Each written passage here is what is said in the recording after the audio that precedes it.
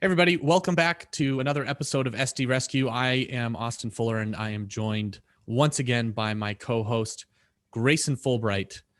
Grayson, how are you? I'm doing well today. I'm excited. I found a really good email that got sent to me last week, and then they actually followed up with me today. So I had to, of course, show off this email. So really excited to review this. I think we'll be going over two pieces in my mind, transitions when you're writing emails, and then persuasion and what really you can do to actually get people to take action on a next step.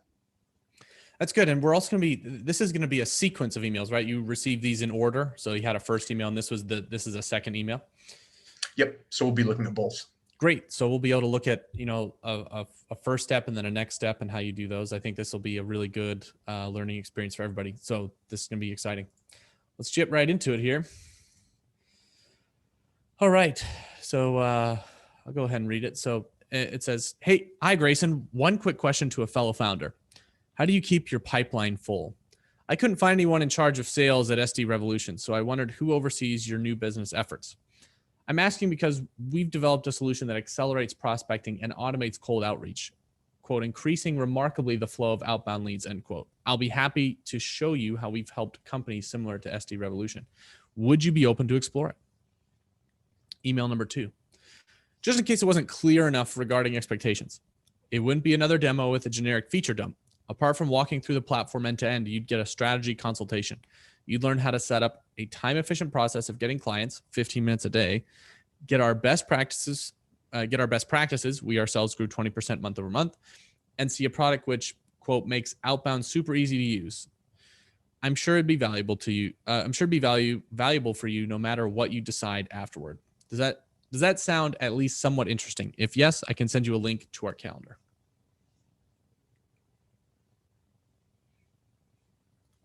Okay. Well, I will say, not a bad 1-2 punch. Not a bad. They are direct. They are very direct.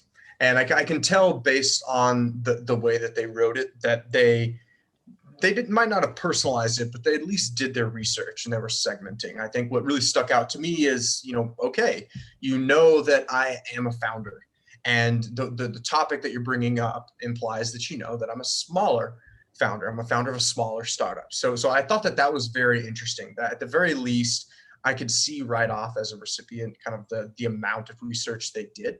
And I think that is kind of just a lesson for everybody. People can tell now very quickly whether or not your email is generic and off base, or has at least some sort of relevance to it, or at least some effort put into it. And so that's what I really liked about the email.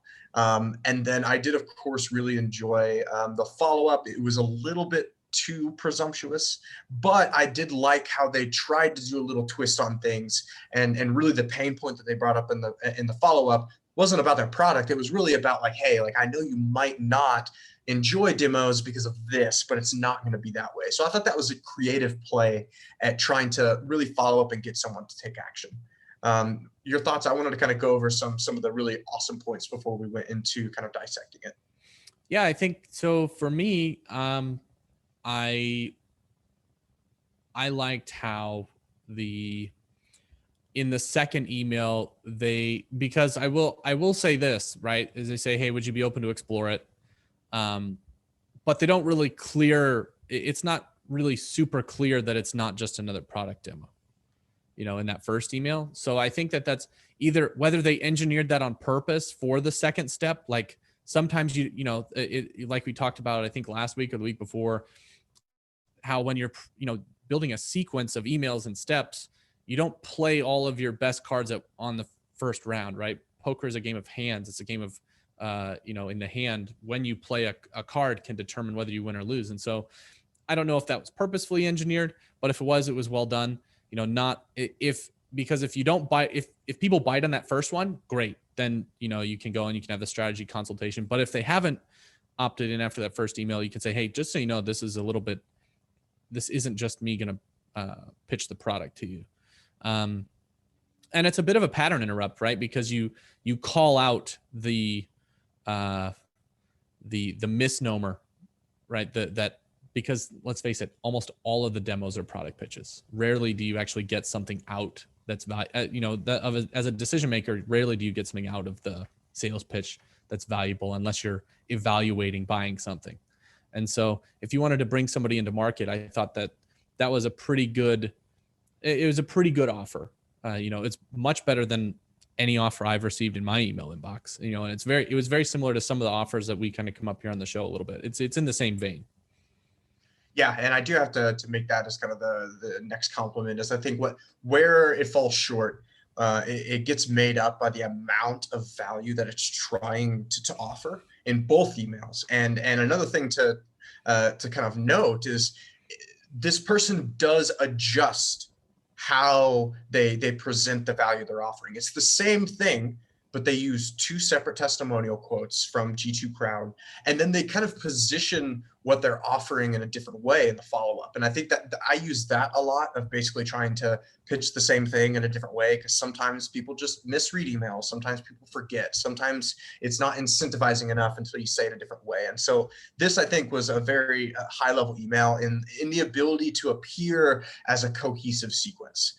I think the first bit of feedback I'd have in terms of how to improve it is really in the transitions. In the first email, I thought it was a little too direct in kind of how impersonal or informal it was at first, and just kind of asking a founder to founder question, which, if you're a founder, that's very normal. That's very common that you talk to other founders, kind of get advice, talk shop. And it was a little uncomfortable when like the next line I read, it's like, I'm asking because pitch. And then I felt like because this person presented the rest of the email that way, it really kind of bowled over the value that came after. So even though he provided a testimonial, it was a good testimonial. It's always good to have G2 reviews. And even though he offered to help show me how he's helped similar companies, because it was such a hard, cold transition into a pitch, it really kind of put up my guard. And what I at first thought was a very compelling email that seemed to be well researched and well intended, kind of transitioned to a more suspicious, like, okay, like, what are you selling me? What is this actually about? And I went from just inbox recipient to an actual buyer, and I had to put my buyer glasses on and actually do a critical review of that email. And so the advice there is, when you are trying to transition to the meat and potatoes of the email, when you're trying to make the ask, when you're trying to present why you're reaching out, you need to be careful about how you do it. There are so many ways to do it, is the reason why I bring it up. You don't have to just say, hi, I'm reaching out because we developed a solution to do this, and I think that you have XYZ problems. You can talk about the problems of others. There are so many ways, I think, that you can transition the conversation of an email into more of a sales conversation without being so abrupt and so direct. Yeah, that's a good point. I think when you go to, so when you look at, so I'm reading his first paragraph in the first email. I'll scroll up a little bit so viewers can see the color codes here. But it says, I couldn't find anyone in charge of sales at SD Revolution, so I wondered who oversees your new business efforts. I'm asking because we've developed a solution that accelerates prospecting and automates cold outreach. And the problem is that the green and the orange there are about the product, whereas what they probably should talk about is why they've developed a solution that accelerates prospecting and automates cold outreach, right? Exactly. So I saw you didn't have anyone that oversaw your new business efforts. Many founders struggle with running their business and building their business at the same time.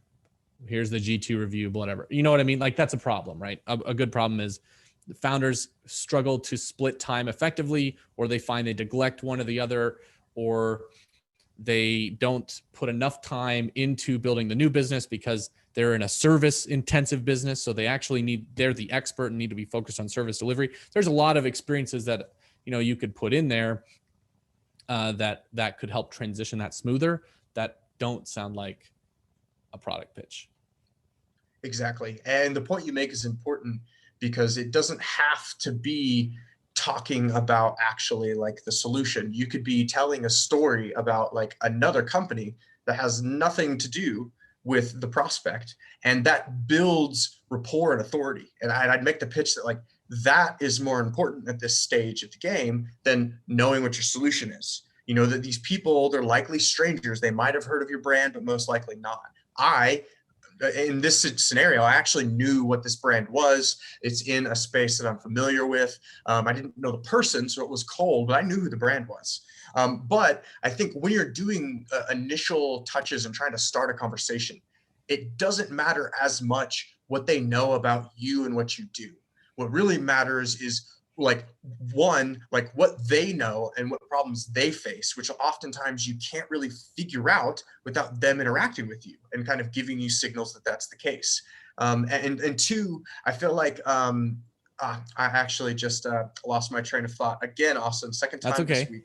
I have a thought that goes along with what you're saying, because when I was an SDR and an AE, so the problem is that I was doing, especially as an SDR, when I was doing a ton of cold outreach and hundreds of calls, hundreds of emails at a time, what happened is I would get numb to buyer empathy. The fact that people, because it was if I'm making 120 calls a day, that means in a week I'm doing 500 and I'm doing 600 calls a week, right? And in a month, that's a lot of calls. It's thousands of calls. And 3 months into the job, you get, after thousands of calls and thousands of emails and knowing the pitch and the your product inside, upside, inside out, sideways, downwards, and all different directions, you lose buyer empathy to the fact, empathy to the fact that the buyer has never heard any of this before.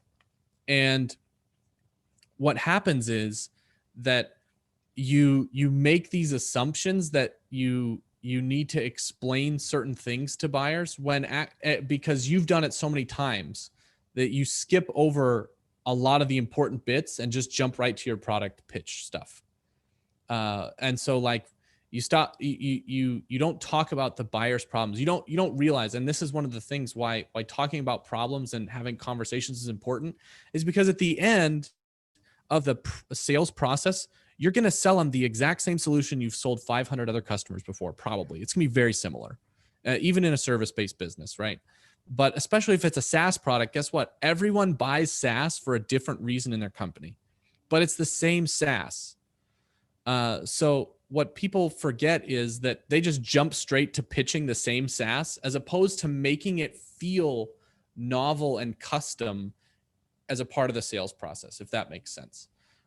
Where like the buyer wants to talk about their problems and make it feel like you're building this business case just for them, because it should be. And I, just as a sales rep and as an SDR, I would get numb to that just because of the sheer volume of stuff, is that I would just skip all of that tailoring uniqueness that you're talking about in the buyer experience and just jump straight to, hey, here's this thing. Do you want it? Because you're doing so much volume, you get numb to it. Right. Yeah, I think the last point I wanted to make before we move on to the rewrite is in the follow-up. And this is really about persuasion. I felt that the first email was really strong. It had some areas where it could improve, but overall it was a good email. The second one was where I started to get a little disappointed. And here's why. If you break down the structure of the email in terms of how it's arguing, it's almost as if like you're like trying to ask somebody out on a date and then they didn't respond. And so what you do is you just say like, hey, just in case I wasn't clear enough about like how great I am, like blah, blah, blah, blah, blah. And just like everything, just trying to just like push it all out. Here's how awesome I am. This is why you should go out on a date with me. Mm-hmm. I feel like that he did so well kind of pacing the first email and really kind of holding his cards. But then in the follow-up, I feel like it just falls apart. And the follow-up email is really just kind of a desperate, like, well, just in case, I just wanted to let you know, here's everything that I can share, like all the value that I could possibly think of. Please get on a demo with me. And I think when you're trying to be persuasive, less is more. And I think how you position the incentives of why is it relevant for me is important. I think you don't want to position incentives as, hey, like, just in case you thought it wasn't valuable, let me repeat it in a different way so you think it's valuable. That puts people's guards up. That makes people think like, hey, why are you trying to persuade me so hard? Instead, try to focus your emails on just adding new information that wasn't in the previous email. So you could have even reworded some of this by simply just saying, hey, I wanted to follow up about the thing above because insert new information. boom, it's relevant. It's maybe going to actually drive someone to open it if they didn't open it the first time because it's got some new info, and it doesn't come off as desperate. It's simply trying to get that conversation started. Yeah, and that second paragraph in the second email, you like the challenge is that it's hard to read, right? Because you make a list of 3 items, but then have a sub item in parentheses behind each one. I mean, at least from a readability perspective, you could have made it a bulleted list. You could. But I also agree with you that, you know, I don't need 4 reasons on why your sales pitch is actually a consultation that'll benefit me in one email. You should, I mean, I'll say this. I mean, like the time efficient process of getting clients, you should send one email all about that, or you know, have the discussion on why that's important for a founder. And then, you know, like saying, get our best practices. So, hey, we know how to do this because we grow 20% month over month. You know, there's just several parts in there that aren't persuasive. Like that, we ourselves grew 20% month over month. Cool. It's a cool claim, but you're in a different business than me. Like it doesn't, to the writer, it seems very persuasive, but not to the recipient. You know, I can see how like, oh yeah, we grew 20%. Like, let's tell them every month, like, let's tell them that. So that way they know, we know what we're doing. And it just doesn't, when you look at it from the other person's perspective, it just doesn't persuade the same way it does as if you were receiving your own email. Right. So it's that, it's that buyer empathy that's so important when you're writing. And that's the difference between like good copywriting and, at least I feel like that's why I can get away with not being a super good copywriter is that I can at least try and I do have an understanding of how it's received, a little bit of social intelligence on what reaction the buyer's brain is going to have when they read it. And I think that's a really key ingredient to good copywriting. Like once you have that and then you get good at copywriting, then you can start writing really, really good emails because you need both. You can't have one without the other. If you write really good copy, but don't know your audience very well, I would probably argue and say, hey, you're a really good writer, but not a persuasive copywriter. If you know the audience, but don't write very well, that's nice. You'll get halfway there. But when you get both of them, it's really good. Then you get Grayson Fulbright level results.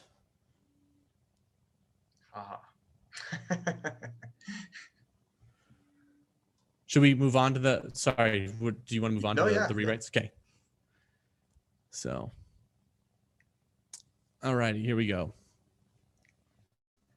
Rewrite 1. So, hey, Grayson. Hi, Grayson. Quick question to a fellow founder. How do you keep your pipeline full? I interview a lot of startup founders in similar situations and understand how difficult it can be to grow a business while managing existing customers and operations. If you'd be open to an interview about your journey at SD Revolution, I'd be happy to show you the systems we use to help startups to quote, increase remarkably the flow of outbound leads. Would you be interested? No response. I interview founders like you and want to showcase your experience growing SD Revolution. In exchange, I can show you how to set up a time-efficient process of getting clients, 15 minutes a day, and offer best practices to help make outbound sales easier for your team. Are you open to connecting about a potential interview? If not, no worries at all, and I'm still happy to share any advice or resources you'd find interesting. Nice. All right. So the first thing for me is one is your level of, so I've said empathy a lot here, but I think that that's one of the key ingredients, that the first email falls short on, not because they didn't have it, but because they stopped expressing it, right? The thing is that you can see really clearly in the first email that they've done research and are trying to empathize with your position as a buyer, but then fall short, right? They run out of empathy halfway through. What's nice about this email is that it says, hey, look, I interview a lot of startup founders in similar situations and understand how difficult it can be to grow a business while managing existing customers and operations. So that's going to be a big, that gets you, empathy gets you a lot of credibility, especially if you're the one experiencing it firsthand. But then first degree empathy is the most credible, but second degree empathy is also really good. Like saying, hey, I've worked with people who are very similar to you for this reason. And then I think the ask is easy to say yes to, right? Your call to action is really good and soft, but your ask is awesome. An interview, I think people love to be interviewed. and in exchange, you're going to show them systems that they can help. And then you use the social proof too. So you used almost all of the same components as that first email, right? This is a slightly rewritten, reorganized first email. And I think, it's 1,000% better. And it doesn't, there's not one part in here I know you have a touch of orange there when the writer starts talking first person, but none of the email is written to be self-serving, right? You've completely eliminated the seller out of the email. Yep. And that's always the goal, right? We talk about this in past episodes of, it's not about you. It's not really about your brand. It's about the buyer and the buyer's problems, and just showing the buyer that you are in their world, that you understand, and that also you've got a rep of helping people who are in their situation. And I think that this email accomplishes that. I also wanted to really showcase the fact of, like, you can be persuasive and get people to like motivatedly enter a sales process without having to make it a pitch. I often use either interviews, events, or some sort of like just content piece to try to learn more about my industry, B, teach my buyers more about the industry, and then C, it gets you conversations. I think people, especially today's leaders, are very open and very comfortable with talking to others, either recorded or not. And if you'll just position it as a conversation and saying, hey, like, my company has some free resources, or like a free course, or a month trial. If you let me interview, I'll showcase you to my audience, and then also you'll get some free stuff. I think that's a really awesome modern way to get someone into the sales process, while also, and this is what I love about it, it leaves you wide open to the versatility of a relationship. It doesn't have to be a sale. Maybe they're better as a partner. Maybe they're better as a strategic partner rather than a channel partner. Maybe they could end up being a company that has a lot of money and might want to acquire the company that you work for. There's so many opportunities when building relationships. And I think that the interview angle is one that's going to really increase in popularity, because A, everyone's got a podcast now, even SDRs. And then B, buyers they have their guard down for this type of stuff of creating content. And I think if sellers are willing to do the work to show their buyers that they care about them and that they're willing to put forth the effort to create content for them, that's an easy entrance into both a relationship and a potential conversation in the future. I think that's a good winning strategy. I think contribution is the best advertisement. Like when you actually contribute something useful to an industry, a discipline, with no strings attached. I think it does a lot for building credibility and exposure. It's just, and I'm a little biased just because those are the types of communities I hang out in, and like really forum-based niche interests. I'm not a big Instagram person, not a big LinkedIn person. But I really like Reddit and dedicated forums, like website forums from ye olden days of the internet, that are surrounding those disciplines, and interest-based groups. And I think especially as we stay remote and as we see things, like Slack groups grow, that like being able to contribute as a vendor, in those groups in the industry you participate in is going to be really key. And so I think you're right. Right now, the tactic is like interviewing and posting as a podcast and posting as LinkedIn, stuff like that. But I think it's almost going to be essential to do that moving forward. And there's going to be different levels of contribution, in my opinion, just different layers of complexity added on to that, not just in outreach, just in general, a company is going to need to be doing that. Yeah, well, imagine what would happen if you had like an entire marketing team or marketing arm helping to support a sales team and getting those types of conversations. And then, at the very least, you've built pipeline that you're allowed to qualify, which gives you content for marketing. I really do think that going this route is going to be the future of aligning marketing and sales, is finding other ways to engage and start a sales process without having to be so direct, because the reality is 3% of a market anytime is in market. Everyone else is just chilling. The other thing that this does, so can we talk about your second email here before we run out of time? Yeah, of course. So Let's see, what was green again? Oh yeah, future state. So I like how you do keep one of those bullets, right? Set up a time efficient process of getting clients 15 minutes a day, because I think that claim, that one parenthesis statement from the previous email was a good one, right? Like when you say time efficient, do you mean an hour? Do you mean 15 minutes? Like, I mean, that it's good that you actually make the claim concrete. So I think that's good. That's a good persuasion thing. Like anchor their expectations in, for what they go. The other thing is you follow up again about the interview, right? So I think you've done here is that like you also leave the door open for if they're not interested in the interview. But like for me, when I go and ask for interviews, I normally only ask once, and I probably should ask 2 or 3 times in a different way. And you've made a really good way to, and you've done a really good job of asking a second time about it in a different way. So, I mean, I think that you've at least re-solidified to me that the first email wasn't like some kind of gimmick. You really do want an interview sincerely. And I think that now for me, I always say yes to interviews and stuff like that. I'm an easy yes, but I think a lot of people have their prospecting guard up, that it's some kind of bait and switch, but by asking a second time in a different way, I think helps them lower. Like some people they'll just have their guard up from salespeople.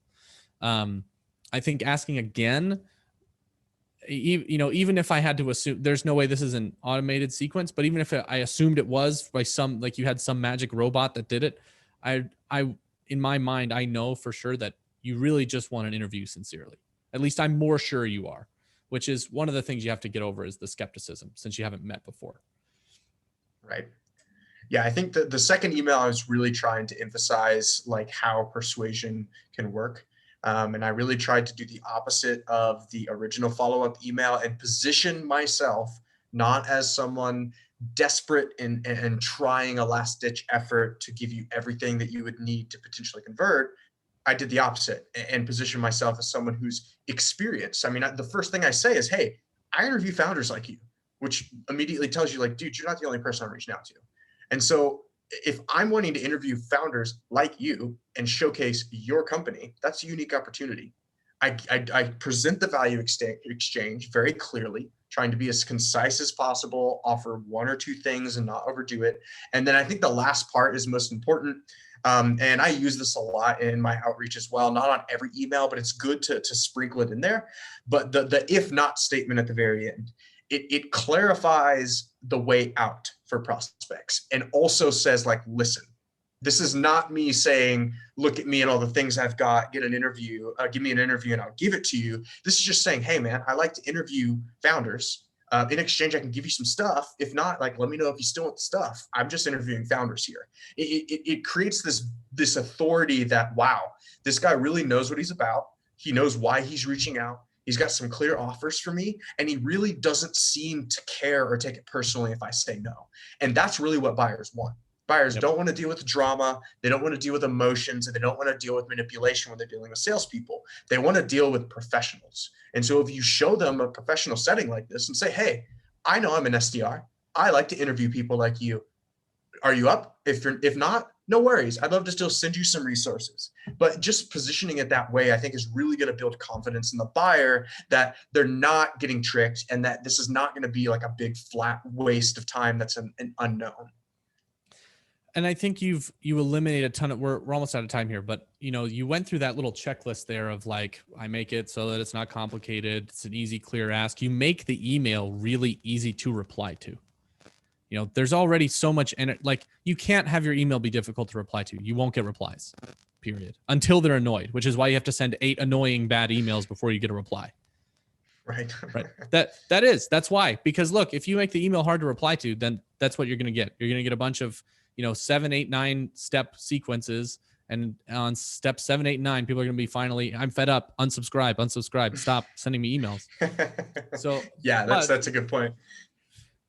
So I think you do a really good job of making the email easy to reply to and easy to like have a dialogue about there's a million other variables like when they open it and what their workload is and what they're doing in the day. So having that not be an obstacle to a reply is awesome. So Yep.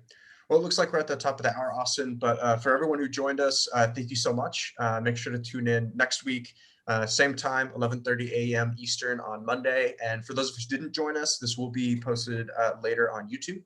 So make sure to subscribe to the SDRev YouTube to get all of the videos that we posted so far. This is episode 29, so there's 28 more of them out there if you'd want to check it out. And finally, if you do have an email that you'd want us to review, we keep it anonymous. Just hit us up on LinkedIn or send me an email, grayson@sdrevolution.com, and we'll showcase it. Awesome. Thanks, everybody.